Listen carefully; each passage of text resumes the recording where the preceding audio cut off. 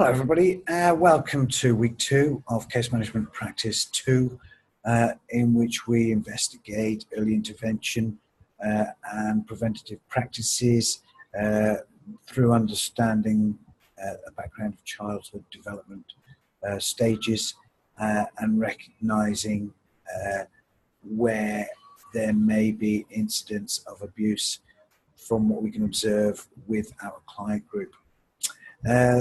This week we will have a video of the PowerPoint online for you to view, some readings and some video links for you to watch, as well as having online live Zoom session classes from 2 p.m.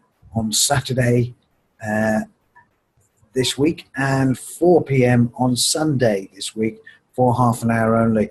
These will be a brief overview of the PowerPoint, which will be on video for you to view, as well as some activities to engage your attention and better understand how we apply the learning from this week's course. Okay, looking forward to seeing you later in the week. Good luck with the reading and the videos. Take care. Before we finish, let me show you the mandatory reporting video, which will also be featured quite heavily again this week as it was last week.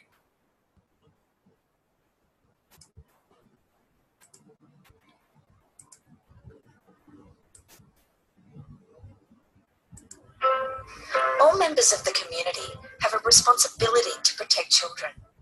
Any person in the community may report to child safety if they honestly and reasonably suspect the child has been significantly harmed and may not have a parent able and willing to protect them. In addition, there are people with mandatory reporting requirements.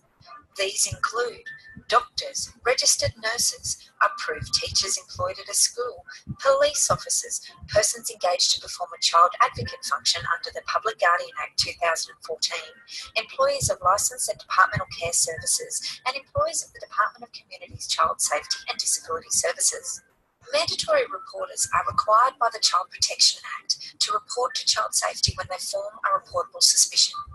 For relevant persons, a reportable suspicion about a child is a reasonable suspicion that the child has suffered, is suffering, or is at an unacceptable risk of suffering significant harm caused by physical or sexual abuse, and may not have a parent able and willing to protect the child from the harm.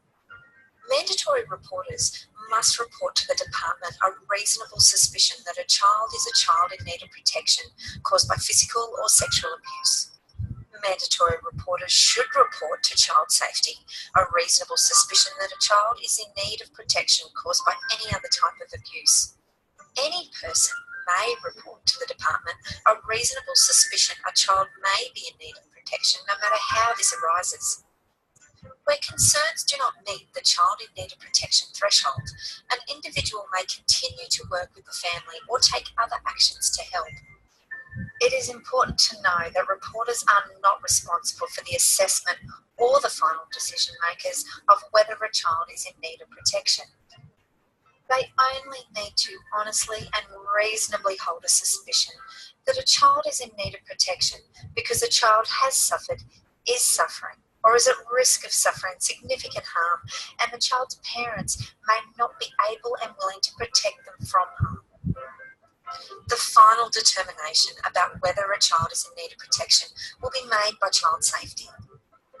If a report is made to child safety, it must satisfy both that a child has suffered, is suffering, or is at risk of suffering significant harm, and does not have a parent able and willing to protect them from the harm. If both criteria are not satisfied, the matter is not investigated because it does not reach the legislative threshold for child safety to undertake an assessment. Mandatory reporting, another way to keep children and young people safe. Okay, everybody, thanks for your time. Bye.